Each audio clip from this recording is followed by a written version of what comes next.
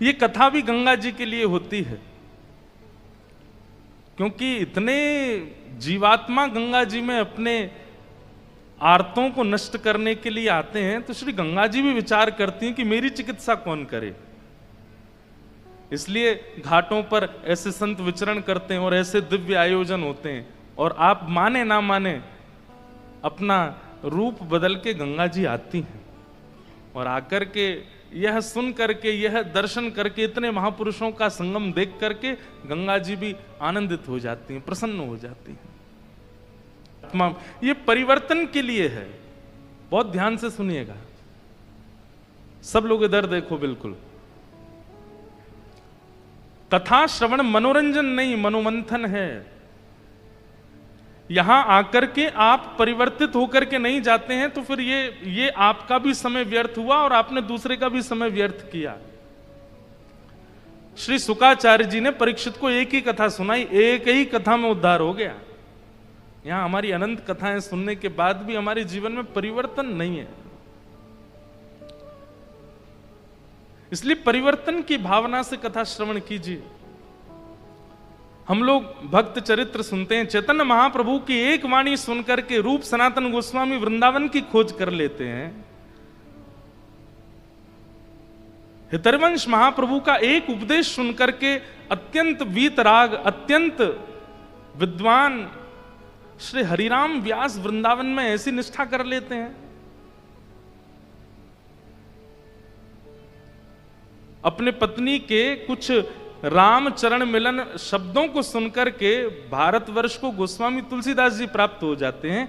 एक वाक्य ही काफी है परिवर्तन के लिए, एक सत्संग के क्षण ही काफी हैं परिवर्तन के लिए, भगवत प्राप्ति के लिए।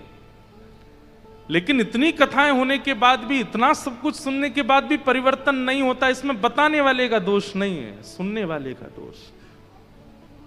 वैद्य ने औषधि दी लेकिन आपका रोग ठीक नहीं हुआ, इसका मतलब वैद्य गलत नहीं है, औषधि गलत नहीं है, आपने परहेज का पालन नहीं किया।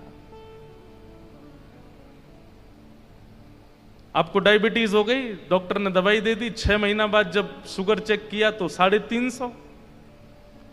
डॉक्टर बोला तुम समय से दवाई ले रहे थे? बोले हाँ ले रहे थे। सब कुछ बिल्कुल जैसे मैंने बताया वैसे कर रहे थे? हाँ। सुबह नाश्ता क्या करते थे? बोले कचौड़ी का। दोपहर में भोजन क्या करते थे? रसमलाई का। रात में सोते समय क्या पाते थे? बोले रबड़ी पाके सोते थे। तो भाई तुम कितनी भी औषधि लो, परिवर्तन तो नहीं होगा ना, रोग तो ठीक नहीं होगा।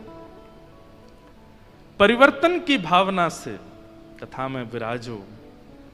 वक्ता अपना कार्य करेगा, कथा अपना कार्य करेंगी, आप अपना कार्य करो, सावधानी रखो।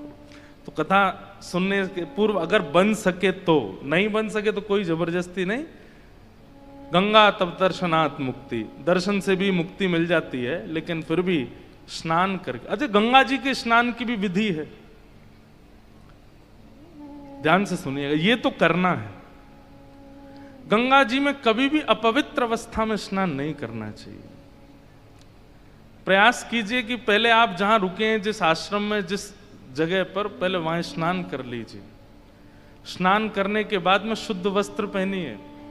महाराज जी आधे से ज्यादा तो इस बात को सुन के नहाने ही नहीं जाएंगे, बोले अब पहले कमरा में नहाओ। जो इतनी भीड़ लगती है, लेकिन वास्तव में आपको हम सत्य बता रहे हैं, बात बहुत ध्यान से सुनिए। पहले अपने स्थान पर स्नान कर लीजिए, बिल्कुल जैसे किसी विवाह में जाने के लिए तैयार होते हैं ऐसे तैयार होइए, बिल्कुल शुद्ध। गंगा कोई ऐसे जलाशय नहीं है कि बस कूद गए जाके, स्विमिंग पूल थोड़ा ही है, मंदिर है, साक्षात चलायमान मंदिर है हरि का। वहां पवित्र अवस्था में जाइए, और फिर पवित्र अवस्था में जाकर के पहले तो गंगा जी का दर्शन करके प्रणाम करो। उसके बाद कुछ अगर पुष्प नैवेद्य हो तो पहले गंगा जी का आचमन करो, पूजन करो। अपने दाहिने हाथ में जल लेकर के सबसे पहले माथे से लगाओ, कंठ से लगाओ, आंखों से लगाओ, आचमन करो, संकल्प करो, प्राणायाम करो। नहीं हो सकते ये सब तो कुछ भी नहीं, तो केवल जल माथे से लगाओ, प्रणाम करो, और प्रणाम करके गंगा मैया से एक वचन जरूर दो, हे मां जय। हमने ऐसा श्रवण किया कि आप पाप मुक्त करती हैं। जय हो। सब संत महापुरुष पधारे, सबको बारंबार प्रणाम, सबके चरणों में बारंबार वंदन। ये भी चलते फिरते सब गंगा जी हैं, सबको वंदन करते हैं। जय हो।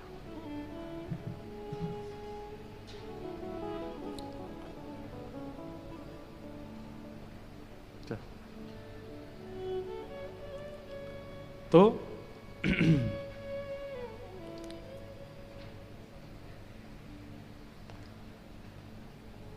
गंगा जी को सबसे पहले मस्तिष्क पर धारण करो, नेत्रों से आचमन करो, प्राणायाम करो, संकल्प करो। संकल्प का मतलब क्या होता है? हे मां, हमने सुना है कि आप पाप निवृत्त करती हैं, हमने सुना है कि आप व्यक्ति के जीवन को पवित्र करती हैं। हम निवेदन करना चाहते हैं कि हे गंगा मैया, हमारे अंदर बहुत अवगुण हैं, सद्गुणों की तो कोई ऐसी जगह नहीं है हमारे अंदर, पर अवगुण बहुत हैं। लेकिन ये अवगुण एक मेरे अंदर ऐसा है जिस अवगुण से बहुत लोगों को मैंने खो दिया, बहुत लोग मेरे जीवन से चले गए, और मुझे स्वयं भी पीड़ा होती है कि ये अवगुण मेरे अंदर क्यों है। मैं इस अवगुण का नाश करना चाहता हूं। हे गंगा मैया, आप कृपा करो, मेरा ये अवगुण समाप्त हो। चाहे वो क्रोध का है, चाहे वो काम का है, चाहे वो लोभ का है, चाहे वो ईर्ष्या का है, चाहे वो द्वेष का है, चाहे वो कुछ बहुत अभद्र खाने का है, पीने का है, अशुद्ध वचन बोलने का है, ये जो भी अवगुण है, उस अवगुण की शिकायत कीजिए गंगा मैया से, उसका संकल्प लीजिए, आप इस अवगुण को नष्ट कर दीजिए। मैं वचन देता हूं कि पुनः ये अवगुण मेरे अंदर ना उत्पन्न हो, इसकी मैं पूरी सावधानी रखूंगा। और ऐसा कह के अपने वस्त्र, कुछ वस्त्र तो होने चाहिए शरीर पर, और वस्त्र उतार के फिर गंगा जी में प्रविष्ट हो जाओ। गंगा जी में शरीर को मलना नहीं चाहिए। गंगा जी में किसी भी प्रकार की किसी वस्तु से अपने शरीर को, साबुन लगा रहे हैं, शैम्पू लगा रहे हैं, इससे तो पाप और होता है। गंगा जी में स्नान करो। और साक्षात, अब बंधुओं देखो कितनी अच्छी बात, ये विचार करके नहीं कि ये नदी है, ये विचार करके नहीं कि ये जलाशय है, ये विचार करके कि साक्षात संचिंतयेत भगवतस् चरणारविंदम, श्री राधा रमण लाल जी के परम कोमल चरणों का स्पर्श करके ये पावन शीतल जल आ रहा है। कैसे ठाकुर जी के नख हैं, कैसे ठाकुर जी के अंगुष्ठ हैं, कैसे चरण हैं, उनका स्पर्श करते हुए जलाशय आ रहा है। ये भावना चित्त में धारण करके फिर उसमें गोते लगाओ। कितना पवित्र स्नान है गंगा जी का, कितनी पवित्रता से स्नान होता है गंगा जी का, लेकिन हम कैसे करते हैं? तीसरी सीढ़ी पर चढ़ गए, हट जाओ सबरे, कूदूंगा मैं। हम लोग उसको जलाशय और स्विमिंग पूल बना देते हैं। इसीलिए तो इतने लोग स्नान करते हैं गंगा जी में, फिर भी मानसिकता नहीं बदलती, फिर भी उनका व्यवहार नहीं बदलता, फिर भी उनका स्वभाव नहीं बदलता।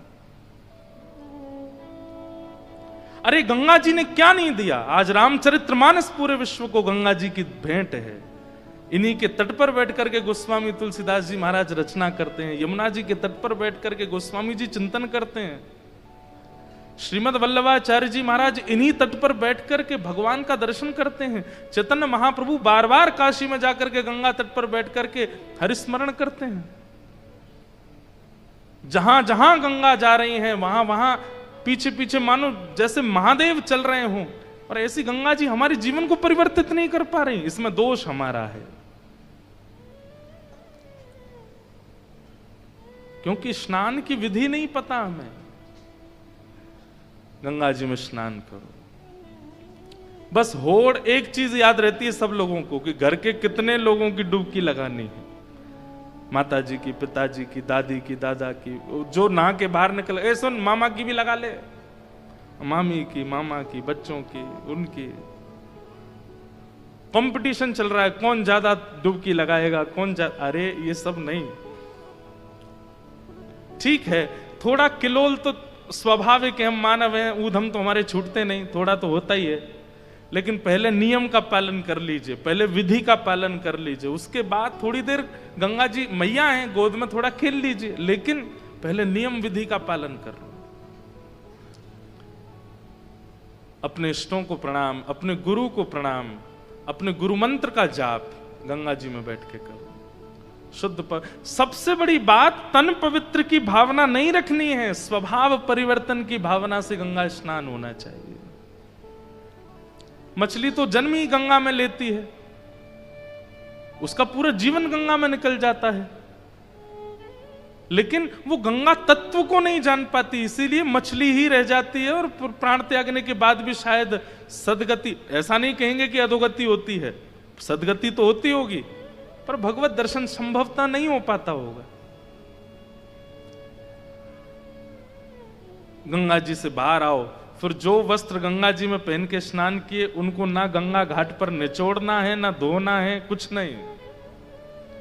और उसके बाद जो तौलिया आदि जो भी है वो गंगा जी में थोड़ी सी, उसको जो पवित्र है, जिसका अभी उपयोग नहीं किया गया, उसको गंगा जी में ही धो करके उससे तन को थोड़ा पोंछ लीजिए, सूखे वस्त्र से नहीं। और फिर नवीन वस्त्र धारण करके अपना उर्धपुंड लगा करके उसके बाद गुरु मंत्र का जाप कीजिए। जिस नाम में आपकी निष्ठा है वो नाम का जाप कीजिए। और जगह तो नेत्र बंद करके कीजिए, लेकिन गंगा जी के घाट पर नेत्र खोल करके कीजिए। गंगा जी का दर्शन करते हुए नाम जप कीजिए, गुरु मंत्र का जप कीजिए। बस विचलित ना हो, इधर देखें इधर नहीं, गंगा जी को अखंड देखते रहिए। आप फिर हमको याद करेंगे। जो परिवर्तन का अनुभव अपने स्वभाव में, बुद्धि में, विचार में आप करेंगे, अद्भुत है। ऐसी गंगा जी, उनमें स्नान करो और स्नान करने के बाद अपना मंत्र आदि करने फिर आओ कथा में, और यहां बैठ करके फिर 3, साढ़े 3 घंटे 4 घंटे कथा श्रवण कीजिए। महाराज 7 दिन में ही वो परिवर्तन का अनुभव आपको होगा, उस विचार का अनुभव आपको होगा। कभी स्वप्न में, कभी अनुभव में, कभी विचारों में, कहीं ना कहीं ठाकुर जी का अनुभव होने लग जाएगा। यही तो हमारे जीवन का उद्देश्य है। तो भाग्यशाली हैं आप लोग। दुनिया में कथा होती है सब जगह भाग्यशाली, पर मैं ये बात कह दूं तो कोई अतिशयोक्ति नहीं। आज के दिन से गंगा जी के तट पर, ऐसे पावन स्थान पर, ऐसे पावन संतों के सानिध्य में ये कथा जो सुन रहे हैं वो परम भाग्यशाली, परम भाग्यशाली। बस अपने इस भाग्य को, ये आपके दरवाजे पर आया हुआ भाग्य दस्तक दे रहा है, इसकी अवहेलना मत करना, इसका उपयोग कर लीजिए। और जो 2-3 दिन का नियम बना के आए कि हम तो 2-3 दिन रुकेंगे चले जाएंगे, अगर ये नियम आपने नहीं तोड़ा तो आपने कुछ नहीं तोड़ा। इसको तोड़ के 7 दिन रुक के जाओ, कथा सुन के जाओ, भाव से कथा का श्रवण करके जाओ। ऐसी पावन गंगा, उनको हम प्रणाम करते हैं, उनको हम वंदन करते हैं। ये हमारे लाला के चरणों से प्रकट हुए हैं, इन्हें बारंबार नमन कर